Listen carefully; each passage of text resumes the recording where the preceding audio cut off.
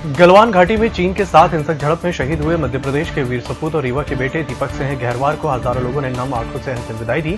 बड़ी संख्या में लोग वीर शहीद की अंतिम झलक पाने, उन्हें अंतिम सलामी देने के लिए बेताब रहे। अपनी माटी के लाल को कंधा देने मुख्यमंत्री शिवराज सिंह चौहान भी गांव पहुंचे। सीएम ने प्रदेश भाजपा अध्यक्ष वी डी शर्मा के साथ वीर को अंतिम सफर में कंधा दिया।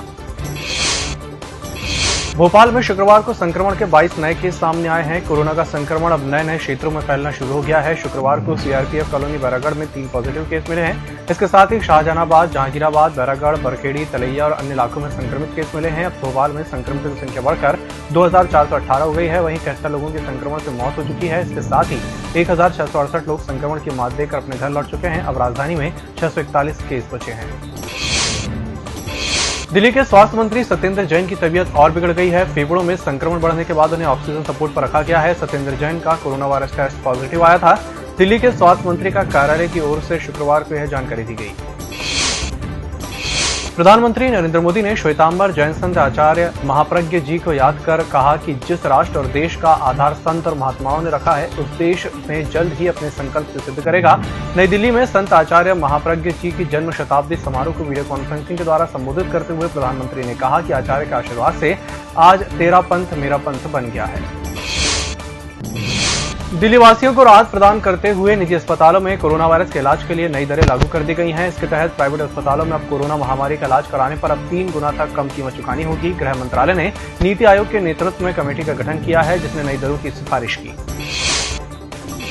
लाइन ऑफ एक्चुअल कंट्रोल पर तनाव के बीच लाइन ऑफ कंट्रोल पर पाकिस्तान की नापाक हरकत जारी है। शुक्रवार को पाकिस्तान की ओर से राजौरी जिले के नौशेरा सेक्टर में सीजफायर का उल्लंघन किया गया, जिसका भारतीय सेना ने मुंहतोड़ जवाब दिया।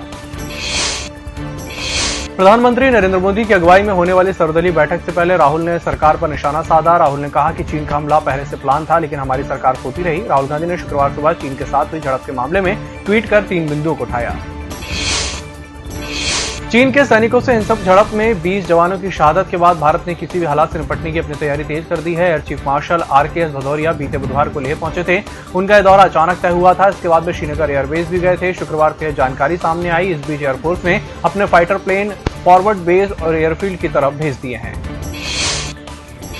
रिलायंस इंडस्ट्रीज ने शुक्रवार को कहा कि वह कर्जमुक्त हो चुकी है। कंपनी अपने तय समय यानी मार्च 2021 के पहले ही कर्जमुक्त हो गई है। पिछले साल 12 अगस्त को AGM में कंपनी के चेयरमैन मुकेश अंबानी ने 31 मार्च तक कर्जमुक्त होने का लक्ष्य रखा था। अभिनेता सुशांत सिंह राजपूत सुसाइड केस में उनकी दोस्त और एक्ट्रेस रिया चक्रवर्ती ने बांद्रा पुलिस स्टेशन में कल 11 घंटे तक पूछताछ की गई। पुलिस सूत्रों ने बताया कि रिया ने बयान में कई खुलासे किए हैं। उन्होंने कहा कि वे सुशांत के साथ रिलेशन में थी, साथ रहती थी। उन्होंने सुशांत के कहने पर ही उनका घर छोड़ा था। ये भी माना कि उनकी सुशांत से शादी होने वाली थी।